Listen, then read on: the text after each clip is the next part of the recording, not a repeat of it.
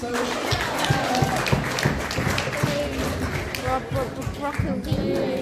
we're going to be singing a new song that I don't think we've ever sung here before. It's called Wait. Do any of you guys know it? Yeah? No? Wait. Yes, when it's over. So I'm going to teach you the chorus a little bit. Okay? And you're just going to repeat after me. It's really easy. Okay. You wait within me. Wake within me. Wake within me. You're in my heart forever. You're my broccoli forever. Okay, so let's say it all together. You wake within me. You wake within me. Wake within me. Wake within me. You're in my heart forever. You're my broccoli forever. Alright, should we just go off that? Alright. Oh yeah, boy. Clap your hands up.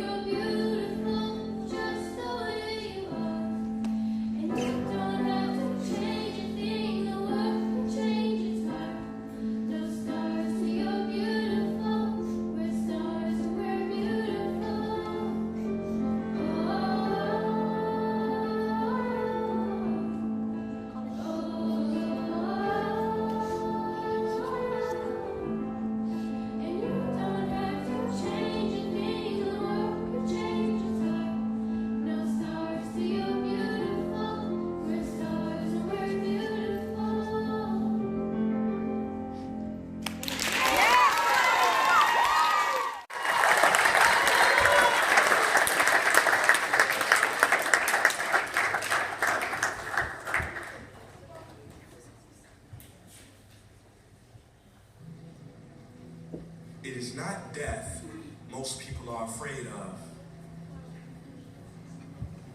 It is getting to the end of life only to realize that you never truly lived. There was a study done, a hospital study, on 100 elderly people facing death close to their last breath. They were asked to reflect about their life's biggest regret. Nearly all of them said they regretted not the things they did, but the things they didn't do. The risks they never took. The dreams they didn't pursue. I ask you, will your last words be, if only I had, hey, you, wake up. Why do you exist? Life is not meant to simply work, wait for the weekend, and pay rent. No, I don't know much, but I know this. Every person on this earth has a gift. And I apologize to the black community, but I can no longer pretend. Martin Luther King, that man never had a dream. That dream had him. See, people don't choose dreams. Dreams choose them. So the question I'm getting to is, do you have the courage to grab the dream that picked you, that befits you and grips you? Or will you let it get away and slip through? You know, I learned a fact about airplanes the other day. Now this was so surprising. See, I was talking to a pilot and he told me that many of his passengers think planes are dangerous to fly in. But he said, actually, it is a lot more dangerous for a plane to stay on the ground. I said, what? Like, how does that sound? Well, he said because on the ground, the plane starts to rust, malfunction, and wear much faster than it ever would if it was in the air. As I walked away, I thought, yeah, makes total sense. Because planes were built to live in the skies. And every person was built to live out the dream they have inside. So it is perhaps the saddest loss to live a life on the ground without ever taking off. See, most of us are afraid of the thief that comes in the night to steal all of our things. But there's a thief in your mind who is after your dreams. His name is doubt. If you see him, call the cops and keep him away from the kids, because he is wanted for murder, for he has killed more dreams than failure ever did. He wears many disguises, and like a virus will leave you blinded, divided, and turn you into a kinda. See, kinda is lethal. You know what kinda is. It's a lot of kinda people. You kinda want a career change. You kinda want to get straight A's. You kinda want to get in shape. Simple math, no numbers to crunch. If you kinda want something, then you will kinda get the results you want. What is your dream? What ignites that spark? You can't kinda want that. You gotta want it with every part of your whole heart. Will you struggle? Yeah, you will struggle. No way around it. You will fall many times, but who's counting? Just remember, there's no such thing as a smooth mountain. If you want to make it to the top, then there are sharp ridges that must be stepped over. There will be times you get stressed and things you get depressed over, but let me tell you something. Steven Spielberg was rejected from film school 3 times. 3 times, but he kept going. The television execs fired Oprah, said she wasn't fit for TV, but she kept going. Critics told Beyonce that she couldn't sing. She went through depression, but she kept going. Struggle and criticisms are prerequisites for greatness. That is the law of this universe, and no one escapes it. Because pain is life, when you can choose what type. Either the pain on the road to success, or the pain of being haunted with regret. You want my advice? Don't think twice. We have been given a gift that we call life, so don't blow it. You are not defined by your past. Instead, you are born anew in each moment. So own it now. Sometimes you gotta leap and grow your wings on the way down. You better get this shot off before the clock runs out, because ain't no overtime in life, no do-over. And I know I sound like I'm preaching on speaking with force, but if you don't use your gift, then you sell not only yourself, but the whole world short. So what invention do you have buried in your mind? What idea, what cure, what skill do you have inside to bring out to this universe? Uni meaning one, verse meaning song. You have a part to play in this song. So grab that microphone and be brave. Sing your heart out on life's stage.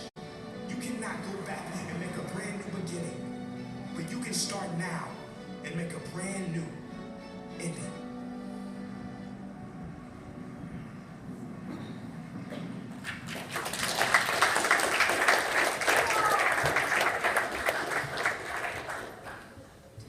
Oh, good morning, LAC. Morning. Well, that was all right for a morning, but we'll just give it one last time. Good morning, LAC. Good morning. Okay, put your hand up if you have no idea who I am. Excellent. Well, hopefully by the end of the week, you'll know a little bit more about who I am, and hopefully I get to know you guys a little bit as well. But my name is Matt Moore. I work up in Auckland. I nearly didn't quite make it here in time, but God willing, I'm standing here before you, and I'm really looking forward to the week that is this week of worship, that I can be with you and to talk about this thing called Uber Jesus. Now, just quickly, put your hand up if you know what Uber is. Okay, now be really honest, put your hand up if you have no idea what Uber is. Okay? Yeah, living in Palmer, you might not. Okay? Living in Palmer, you might not, because I tried to get an Uber. Oh, that's fine. I wander all over the place, so it's all good. Uber is something. Well, someone tell me, what's an Uber? What's Uber? Yes. It's like a taxi, correct. I even tried to get one last time I was here to get to the airport. No Uber in Palmerston North. But that's all right. I got a taxi and I got there on time. But you know what? Uber is this thing that you can download on your phone. It is awesome. Who's actually caught an Uber before? A few people? Okay. Not in Palmy, eh? Yeah, I didn't think so. I think that's all right. So basically, you have this thing called Uber. You've got to put it on your phone. And about a year and a half ago, for the very first time, I caught an Uber. Because a little bit, you're jumping in someone's personal car. For me, it's a little bit dodge, okay? But this idea, you've got this cool app. Now, I'm just going to quickly show you here. It's right in this top left-hand corner. You see it? It's very simple, okay? You click it here, and when you click it, it basically goes, "Good morning, Matt." Yeah, thanks very much, Uber. And where would you like to go? And so I just tap in here where I want to go, and then it all of a sudden shows me all the people in the vicinity who's willing to take me where I want to go. Now, in Palmy, that didn't help me very much because there was no one around. But if you are in a location where there's plenty of Uber operating, you have all these little cars running around on your screen, and you go, okay, yeah, I'll pick that person. So I can choose who it is. Then Uber tells me who it is, what they're driving, and how much it's going to cost me before I accept it. It's pretty cool. Because I know with the taxis, there have been a few times with me that I've caught taxis and I've had a bill for $120. Now, thankfully, I didn't have to pay for that one. Someone else paid it on my behalf because they needed me to get somewhere. But I'm telling you what, taxis can be a bit of a rip-off. So Uber's come on the scene and it's pretty cheap. And so you know before you click how much, roughly, within a few dollars, it's going to cost you. That's pretty cool. Then what happens is that you go accept, and that person gets a notification who's sitting in the car and goes, "Oh, do I want to accept them?" And so they might go, "Yeah, nah." Maybe they've had that person before. Maybe, because what happens is that a picture of that person comes up. So they get a picture of me, and he doesn't look very safe. I'm not going to go with him. I'll go with someone else. But if he accepts you, then it says, "Accepted, this person will be here in approximately," and it tells you exactly how long he's going to be. And in fact, not only does it tell you how long, you can pay attention to the map, and it actually shows you where that person is. It says, "Be ready, be prepared. This person is 2 minutes down the road, driving a white Hyundai Elantra, da-da-da-da-da-da, and this is the person's face, and this is the person's name," and then all of a sudden, you drive up, you go, "Hey!" You don't have to go, "Where are you going?" because they already know. Well, if they're a good Uber driver. And you hop into the car, and they go, "Let's go." You drive to your destination, you go, maybe some chit-chat. Now, depending on your Uber driver, you might have had a decent experience before.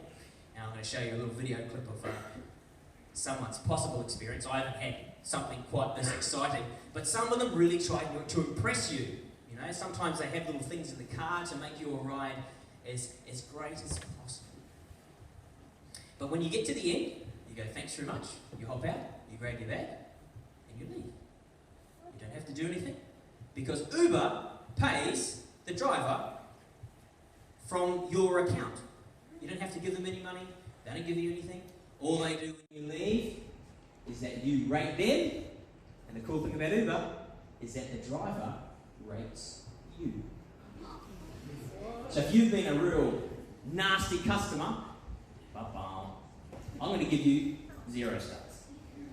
But if you've been a great customer and they've been a great Uber driver, you can then give them a rating, and then of course helps because the next time you want an Uber, it will run around and go, "Oh, do I want this guy drive me, or this guy drive me, or this guy's got 4.5 stars, and this one's only got 3.5 stars, well, I'm going to go with him." That is what Uber is all about. And I want to give you a little glimpse. Now, you'll soon see that this is perhaps not 100% real, but it's not far off the case where some Uber drivers are at. Can we see if that works for us?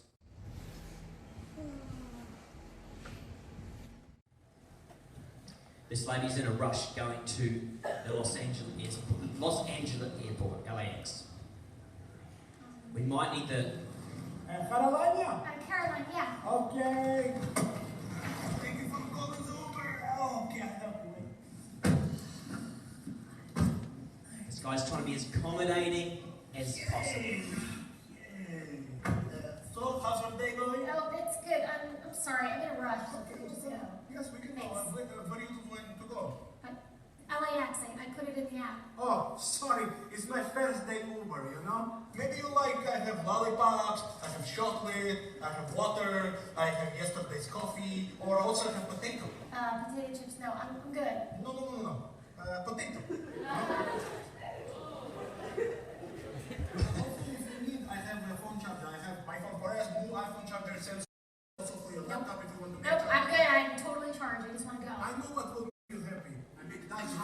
music, huh? You like music? Russian techno music. Okay, don't like it. Wait a minute, I know this stage. Make very famous stage. CNN, New Year's Eve, Times Square. There's the Griffin. I get it all the time. No. She's much prettier than you. Anderson Cooper? Yeah, Anderson Cooper! Oh my God, Anderson Cooper! Oh, okay, you're kidding me. Wait, quick, Anderson, look. We take selfie, huh? No, look. Okay, I'm canceling this and I'm gonna call Lyft, okay? Okay, if you can just let me out. You're a little too accommodating. No. Can you just unlock the door? Anderson, hold on, I put my phone. You just really unlock it. Unlock the door! What's the matter with you?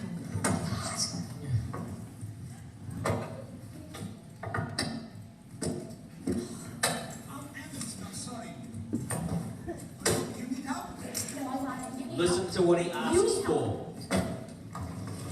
Hey, please, don't forget to give me 5 stars, okay? 5 stars. Please rate me 5 stars. So she calls another brand of taxi, not Uber, she calls Lyft.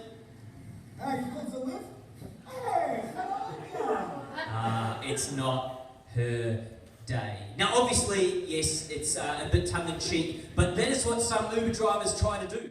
Give you bottles of water, can you charge your phone, here are all the different things, maybe not potatoes, but maybe some other confectionery or something. They try and sweeten the deal to try and make their ride Uber.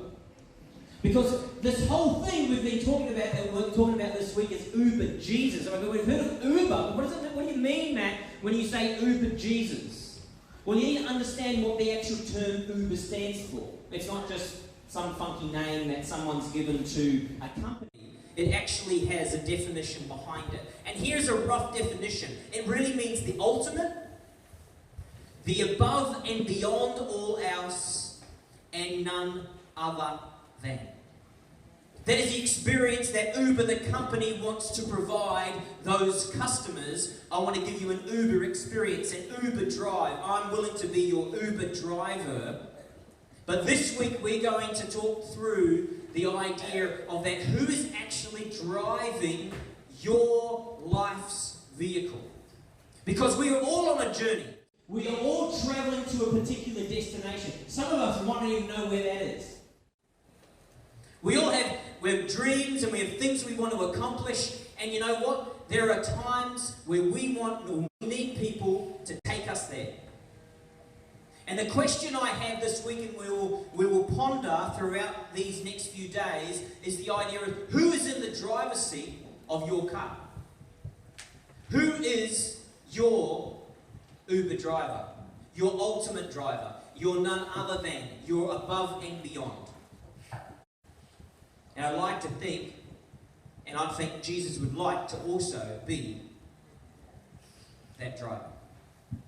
You see, in Scripture, I'm going to read just a little story from Luke chapter 5. And we're not going to spend a huge amount of time today, but it's sort of in showing this idea of Uber Jesus. And Jesus, in fact, wandering, he's been teaching, he's been moving around. He hasn't been teaching for very long, okay?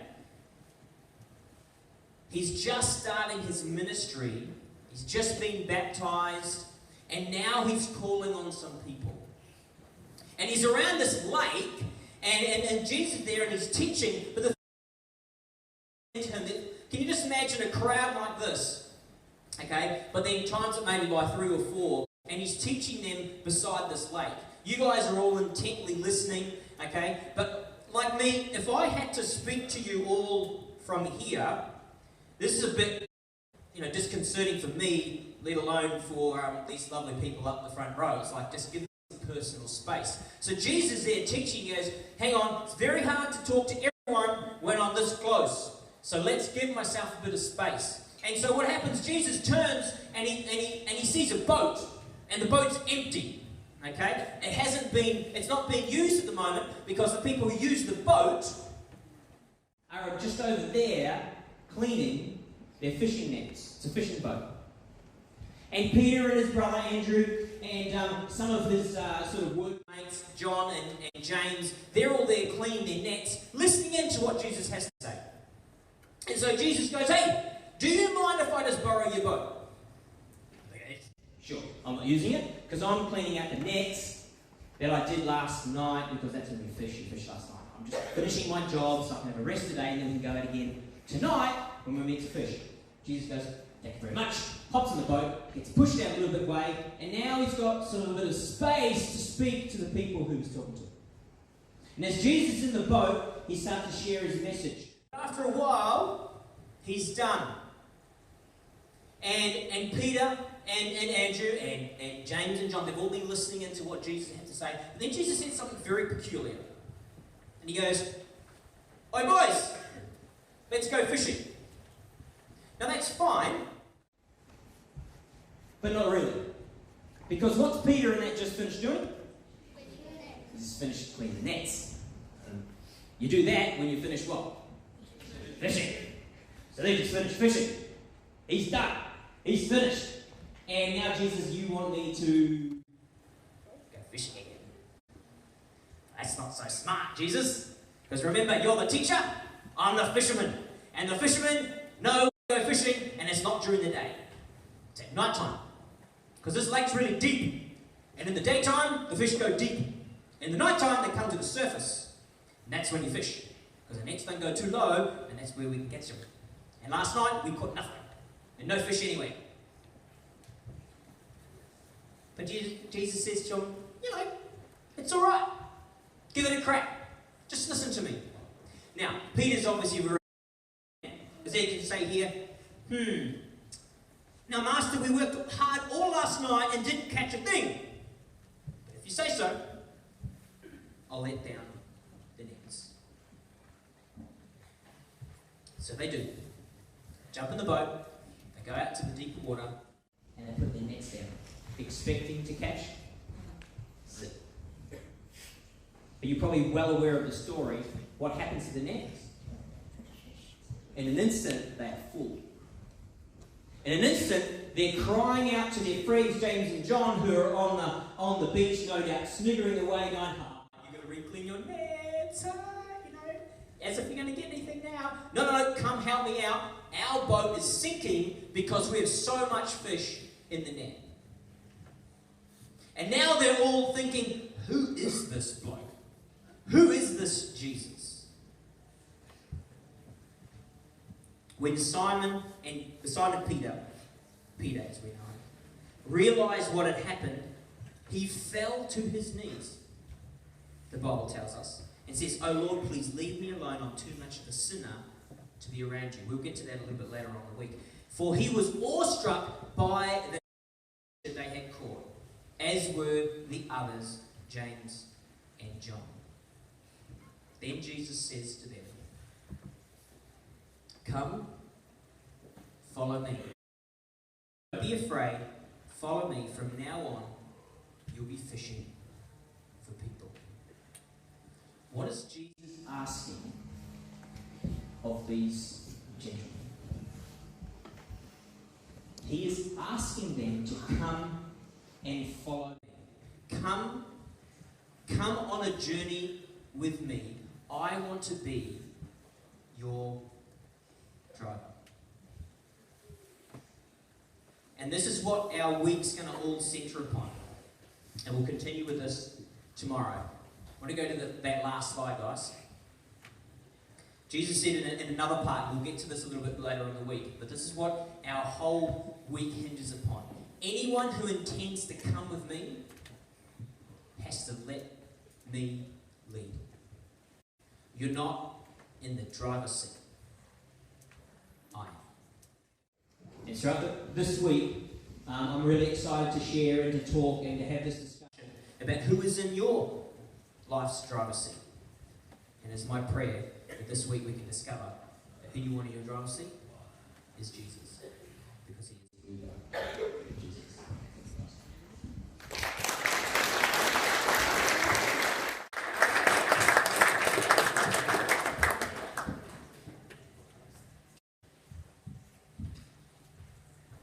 Please close your eyes and bow your heads.